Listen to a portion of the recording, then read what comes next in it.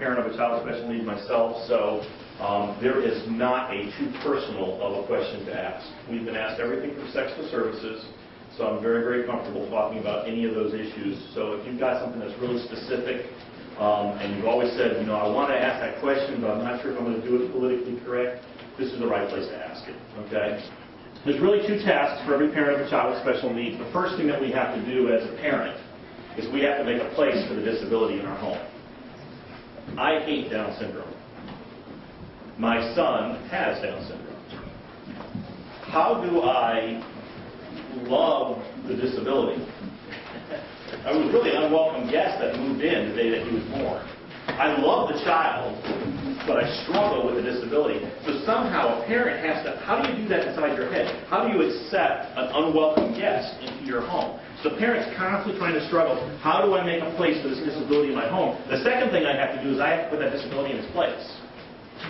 Because my wife was doing 7 therapies a week with Carl.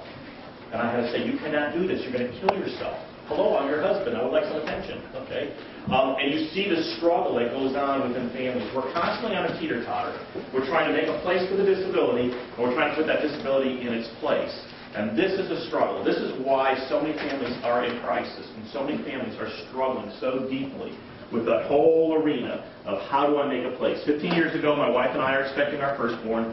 I'm pastoring a small church, can't afford to pay me full-time, so I'm building custom-built homes.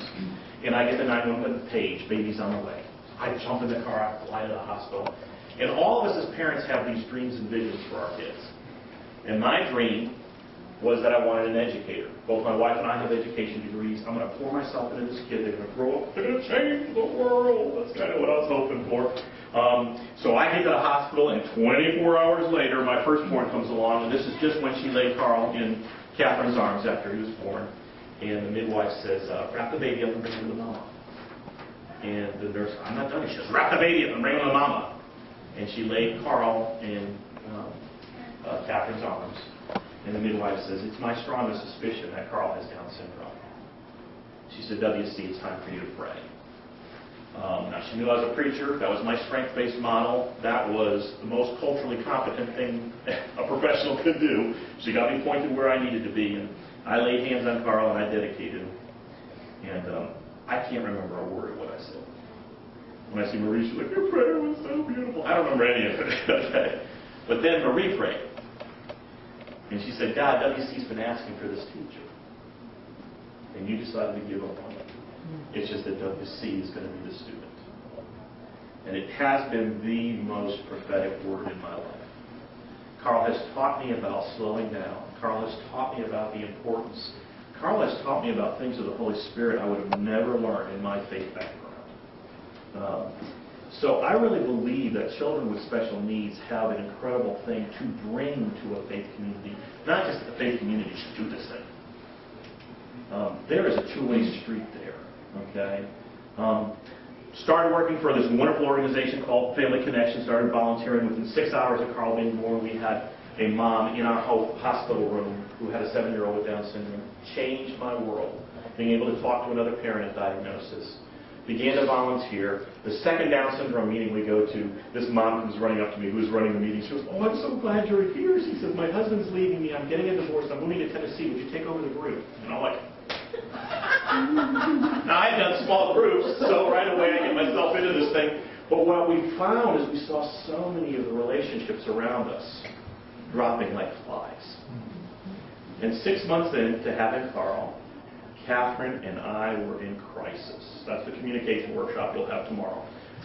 But we were in crisis. And I loved my wife. I was committed to her. We would not use the D word. Divorce word was not in our vocabulary. But we did not know how we were going to survive as a couple. Because every time we talked about Carl, we would end up arguing. I viewed him one way, she viewed him another way. Okay? But we wrestled with this thing. And we really, really struggled. And one of my elders came to me and he said, WC, you're pastoring, you're building custom-built homes, you're doing this Promise Keeper thing, you're associate chaplain at Lexington Hospital, now you're volunteering at Family Connection. He said, you're going to die. He said, I'm going to give you $1,000 under one condition. You take $20 a week for the next 50 weeks. You take your wife out to dinner. And 16 years ago, you could do that, you know. So we started, you know, and it might be Subway. It might have been ordering a pizza and bringing it to the Steakhouse Capitol grounds and eating it on the stairs. But Catherine and I began to step away from our child with special needs.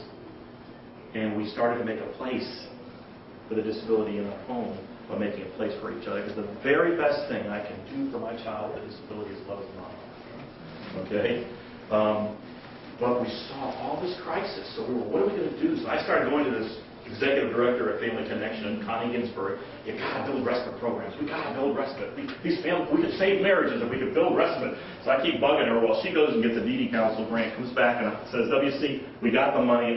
Would you be willing to be hired? So I stopped building custom-built homes and started building respite programs, and that's how I got started at Family Connection.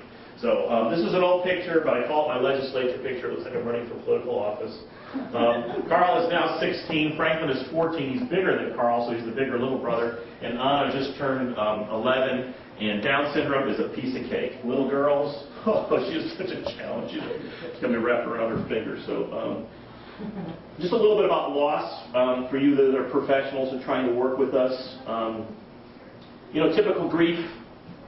You're going along and you lose a loved one, you hit bottom. And 6 months later, you find yourself waking up one morning and you go, you know, that wasn't the first thought I had this morning. And there's an anniversary or a holiday, you might go through some grief. But typical grief process for a person who loses a loved one, you know, 6 months, a year, we're beginning to get that back underneath us. Okay, we're actually able to start functioning again. When you have a child with special needs, it's very, very different. Okay? Anything can trigger the grief. Okay?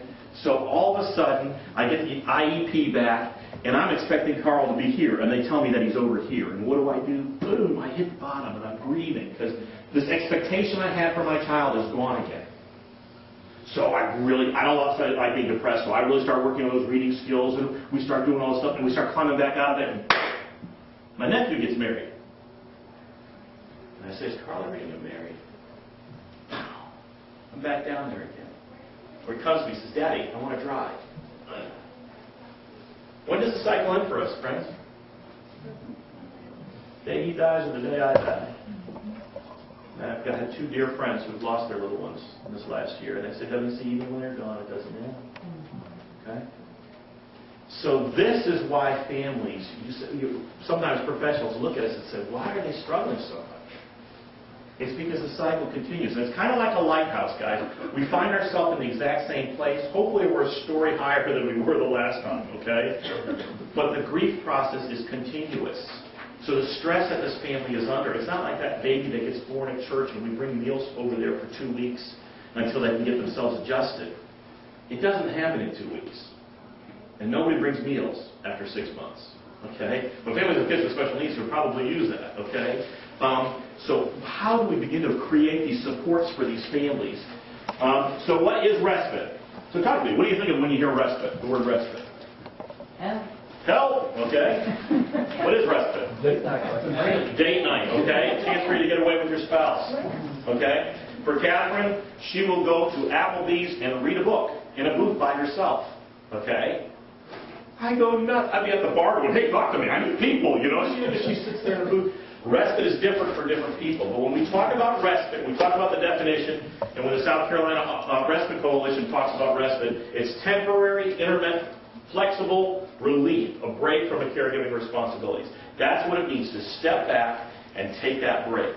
It can be in all kinds of different formats, and we're going to talk about that. But the key is how do we engage and get respite working for families. Lifespan respite, please remember too, we're talking here children with special health care needs. But if you're taking care of your mom who has Alzheimer's, caregivers go across the board when we talk about respite. You know, and faith communities sometimes are more eager to do stuff for their older folks who are part of their congregation already than they might be to do something for my child, which is great. I'll help them get that program going, knowing it's going to filter on down to my little one too. Children with developmental disabilities, adults, mental illness, had spinal cord injury, adults. With dementia, we see all these arenas that desperately need respite. So, let me talk for a second here. Somebody tell me the difference between pity and sympathy. Come on, what's pity? Define the word pity for me. Oh, poor thing. Whoa, all of a sudden you got it. Go on. Okay, say it again.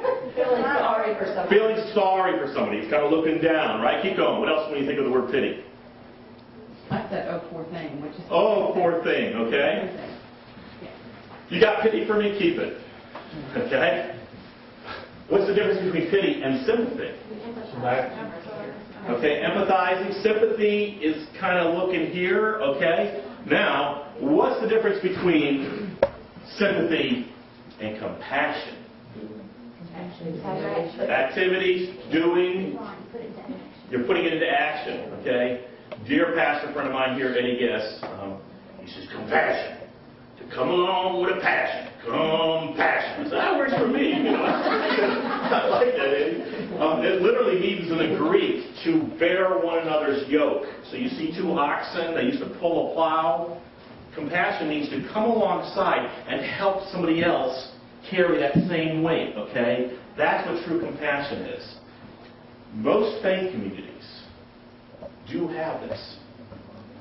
They do have compassion. They're looking to come along. Major shift in faith communities. It used to be front door evangelism. I would get up and preach on Sunday morning, and I was such a dynamic preacher, hundreds of people would come into my church. Guess what? When's the last time you saw somebody in a box preaching on a street corner? I remember that when I was a kid. You guys remember that? My grandfather was one of those guys. Just embarrassed me all the time. But you don't see preaching being the main door for people coming in. What faith communities have begun to realize is if we're going to reach people, we're going to reach them programmatically. We are going to begin to serve our community the way that our community needs to be served. And this word of compassion is really beginning to grow. Churches are beginning to do things. They're looking at foster care. They're looking at guys coming out of prison. They're looking at substance abuse. They're looking at teen moms. They're looking at single moms. They're beginning to have this flow towards compassion. Well, all we have to do is be able to paint our picture well enough and give them enough tools to tell them this is how we can do it. And I believe we can also put respite as one of those pieces of servicing families of kids with special needs through compassion. So, why the faith community? The real reason for me, I really believe they do. They work out of a sense of compassion. If I can light that fire in them, and I can say, now the problem is they're usually asking us, who are overworked, tired parents, to light the fire, okay? So we need to shift their thinking there a little bit, but there is something there. Another thing that faith communities have is they really do have a wealth of volunteers. Church of Latter-day Saints, pretty big organization, right? You see their advertisements on TV, you see their guys on their little bicycles riding around telling everybody about their faith, right? How many employees do you think they have? Come on, Utah, you've seen their choirs, you see their stuff on TV. How many employees do you think they have? 12. Their leading elders are the only ones paid. Everybody else is a volunteer. Now, they might be paid stipends for food costs and those kinds of stuff, but paid salary people, there's 12. That whole organization, you give 2 years of your life as a volunteer. Okay? And they've got an army. That's not just them.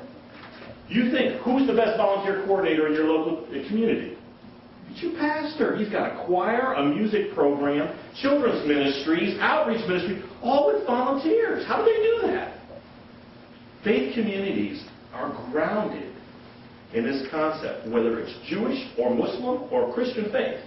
They're grounded in this concept of using a lot of volunteers, training up people, encouraging them to be in that position, and hopefully if they got a youth worker, they're going to keep them forever, okay? Because they want them, okay? But they do. People stay for a long period of time volunteering within faith communities. So DDSN was talking to us and said, oh, we can't get enough respite voucher program people trained to do respite, to be on the waiver list to do respite. Did you talk to the churches? This was Respite's DDSN board. They said no. They sent out 66 letters to the local larger churches in the Richmond-Lexington area asking for people who would want to be a waiver provider. They got 33 people in who were willing to be trained and became waiver. All of a sudden they had more waiver respite providers than they had people on the list. Okay? And the people weren't expecting to get paid. They wanted to do it as volunteers, you know. I said, no, we'll give you $7 an hour. Donate it back to your church. Great. You know, everybody's happy. So, wealth of volunteers. They're community-based. If you're starting to develop a program, we did it in Charleston, and they wanted to start a respite program. They did a co-op site, and they said, well, we need to have meals for the kids. We'll have the kids bring their meals in. One of the guys says, no. He says, my uncle owns Pizza Hut. He calls his uncle on the phone during the meeting. They have pizza delivered every time that they have a respite co-op, okay? Community-based. People know who works in the community.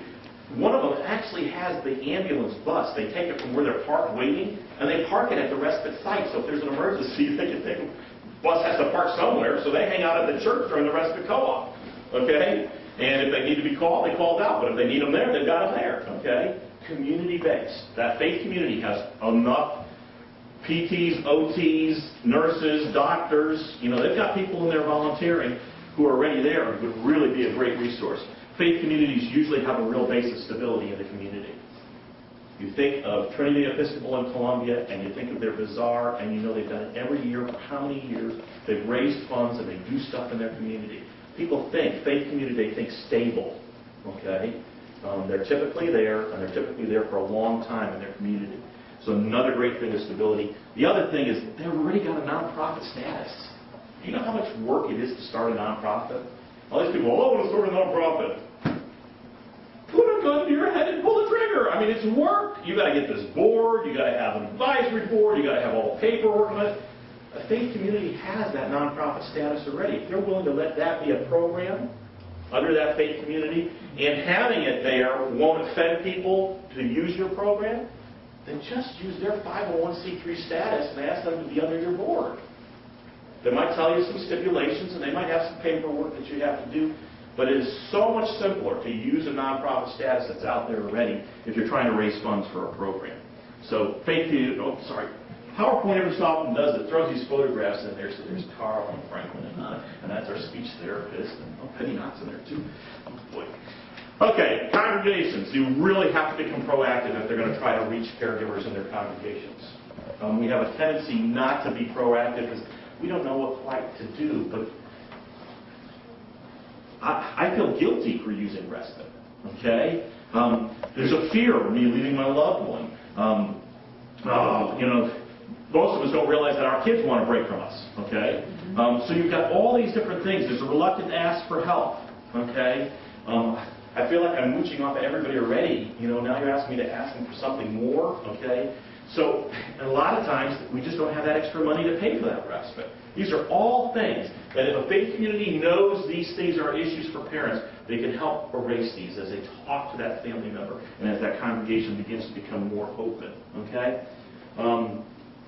Teach family caregivers early in the journey. It is very, very important that we talk to families and say it is okay to get a break. It is okay to have respite. Teach them, you really need it for the long term. How important it is to get a circle of support, and gather people around. We have 86 people on Carl's database that we send out emails and letters and stuff to say this is where Carl's at, this is what's going on in his life. These are people who have either helped us with Carl or financially supported Carl when we did a fundraiser. Okay? But we're giving words back to him. When Carl goes to get his first job, guess where I'm going? My 86 people are going to get an email saying, hey, Carl's looking for work right now. We've got to create that circle of support. Not because I want to mooch off of you and I want you to give towards Carl's fundraiser. But I know that if you buy into Carl early, you keep knowing about Carl, when it comes time that I need some real issues and some help, you know somebody who knows somebody that I need to know to find the resources for my kids. So build that circle of support. And you get them from all kinds of different people. My wife used to crack me up. She'd walk around with her notebook, and ladies go, oh, I heard about you and your baby. If there's anything I can do for you, you just let me know. And she'd go, well, there she is. She'd pull out her calendar. She'd open it up. She'd say, I'm trying to do all this research on Down syndrome. I'm trying to get more information about it, and I'm spending tons of time. Would you go buy my groceries? I'll give you a blank check. Here's the grocery list, and I'll sign the bottom of the check, and you just pick them up for me and bring them back when you get a chance. Okay? And we find out if someone's being stubborn or if they really wanted to help. Okay? But because of that, we brought people in. And we got people. It's amazing. If somebody gives to you, they feel more connected with you. We always think it's the other way around. If I give you cookies, then you'll like me. You let me volunteer for you. Why do so many organizations want you to volunteer for? Because they know that if you volunteer for the breast walk, you're going to donate to the breast walk, okay? They know this, okay? They'll know that you're being connected. So we've got to encourage our families, and it's not mooching. It's building a circle of support. And who do I get those people from? Who do I know that I can get out of that series that knows Carl, knows about Carl? And that faith community, I believe, should be a major one. It really should be a major one. Okay? And if you have to use that, okay, you got to hit them. What will happen to you if you fall out? Is there a respite provider, somebody who knows how to take care of Carl? Because a lot of times we will be reluctant to get help. Okay? But if you have to have a hip replacement, there better be somebody, but you can't lift them. Okay? And you need those supports. And we've got to encourage that as families to consider respite as an option. Okay? So, creative faith-based models. I want you to go to your first one here from Arts National Resource Center. It's a fact sheet that we did like 10 years ago. They've just redone it for you. And I'm going to take you through each one of these. I'm going to talk about them, and they're written down in more detail. If you'd like that information, it'll be in there. But just inclusion. If a Boy Scout troop will allow a child with Down syndrome to come into that Boy Scout troop, guess what's happening for mom and dad? Say it for me. Respite! Okay? Inclusion. If a Sunday school class will include kids, if they're going to make a program during Vacation Bible School, if catechism will include a child with special needs, okay, it's going to create respite for parents. So one of the very first things we can do is just talk to the church about saying, how inclusive are we? Okay? McLean Bible Church was one of the best special needs program that I know about in the nation. And every year in March or April, they have a national conference in McLean Bible Church in Virginia. If you haven't heard about it, go to Access and just do Access and McLean Bible Church, and you'll find it. Great conference. 400 kids in their special needs ministry. The lady who runs the program says, never start a special needs ministry. She says, have a special needs policy that says we will include, whether you're dementia, an elderly, or a child with autism, we're going to fully include people in our congregation. Because he says if you just start a little special needs ministry, what's going to happen is every problem that they have in the church, they're going to send them to you. If you say, no, adults, this young girl with cerebral palsy needs transportation to come to the young adults meeting on Thursday night, you guys figure out how she's going to get here. And we as a special needs ministry will help you give the supports you need to figure that out. That's how you develop programming. But if you just start a special needs ministry, they're going to send everybody to you. Oh, you take care of that problem. You take care of that thing. Okay?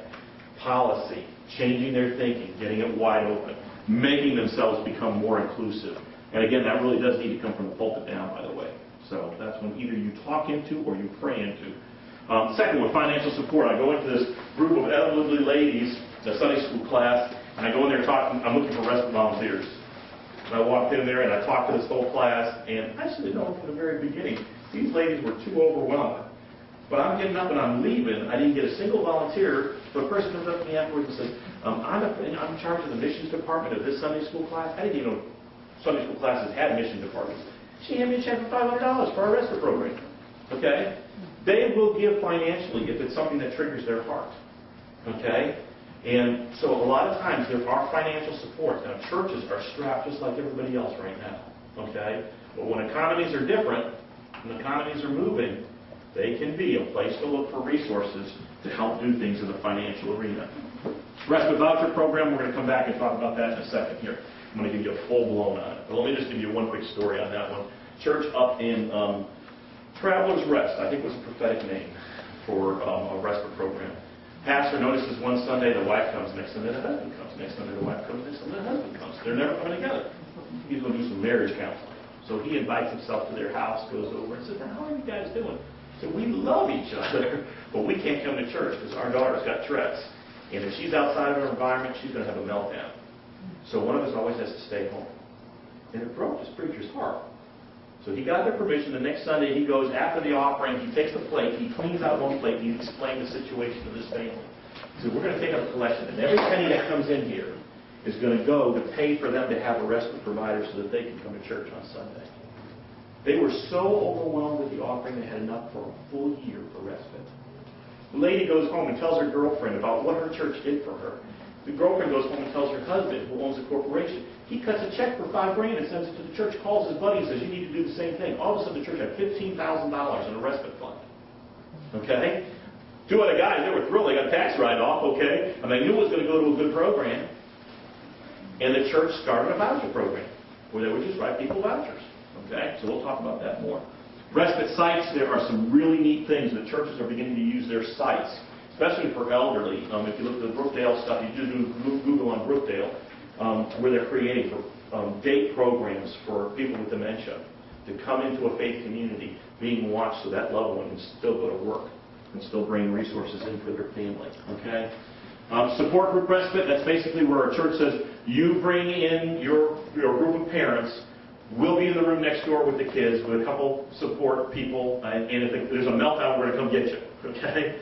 But the parents can be a part of a support group and have a play group time where the kids are next door and mom and dad can meet in a group and talk with other parents of kids with special needs. Okay? Adopted Family Program, Iowa, Family Service, Lutheran Family Services of Iowa, really rural. Okay? You're talking about finding another family with a child with disability. It could be miles and miles away, so you can't just trade off with somebody else's parents or kids. So what they do is they take a family who has typically developing kids and they have them adopt a family in the same town who has a child with special needs.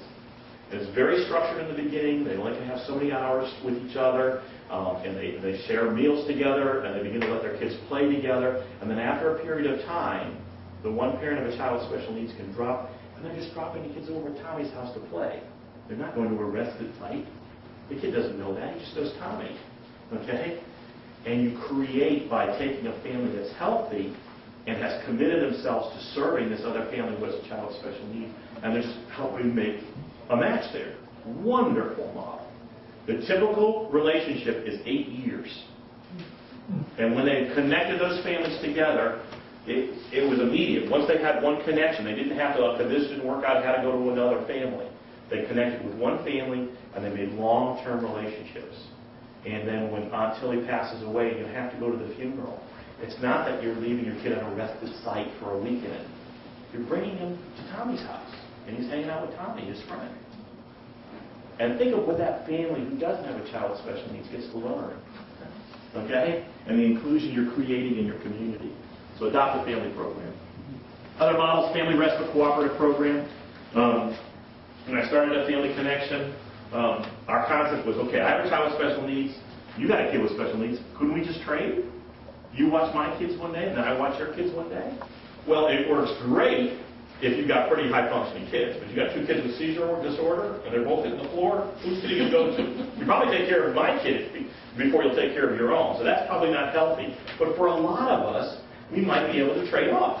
So we said, how are we going to do this? Well, she doesn't know anything about me, and I don't know anything about her. So each one of us would fill out a notebook about respite, everything you could ask. The first draft came back 19 pages. I said, this is too long. We need to cut it back. So I gave it back to the parent advisory. It came back 23 pages. Okay?